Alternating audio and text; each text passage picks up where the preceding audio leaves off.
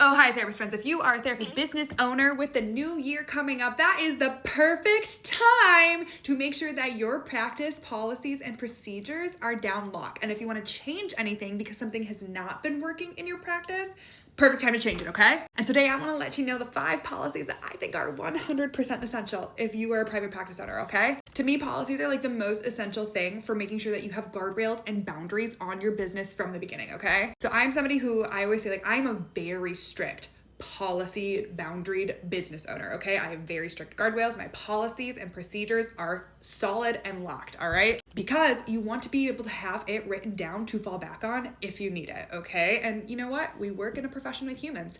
Sometimes we need it, all right? But something I always say is that I am always allowed to make a human call in my business, okay? I am allowed to kind of like push the edges of what my policies and procedures are if it is clinically appropriate, okay? And just note, that is different than feeling guilty, okay? I feel like the best example for that is like charging a late cancellation. Like there are some times where it's very clinically appropriate and just very like policy appropriate to charge that late cancellation fee, but you don't want to because you feel bad, okay? But there's other situations where like it is very appropriate to not charge that fee. And that's different than not charging the fee than when you feel bad. Do you know what I mean? All of that aside, let me share the 5 policies that I think are 100% essential, okay? First one, obviously, late cancellation and no-show fee. Second, client communication and HIPAA policy. Third, financial policy. Fourth, a crisis policy. And fifth, and I think this is one that is really often overlooked, but to me, this is a very important one. It is communication expectations policy, okay? And so what I do is I have all of those policies all in separate documents that are very easily accessible for all of my clients, right? But then when I do an intake session, I basically summarize all of those policies and wrap it into my informed consent document and also say hey, if you want to view the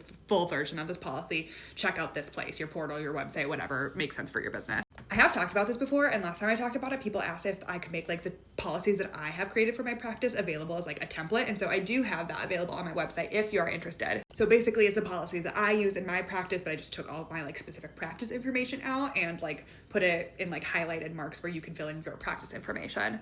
People always ask, were my policies reviewed by a lawyer? Yes, they were. But again, I'm in Minnesota, some of this stuff is state specific. So I think my policies are a really great starting point. So you don't have to build things from scratch, but I do always suggest having a lawyer review anything that people are going to sign off on. Anyway, I hope that helped. I might go on a whole separate rant about how having really strict policies and practice management is actually one of the number 1 contributing factors to burnout prevention. But it starts with this, right? It starts with having these really concrete, again, guardrails, boundaries to your practice so that you have those things to fall back on, so you know how you need to operate in your practice to make sure that it is serving you and not burning you out, okay? Look out for that. Love you, bye.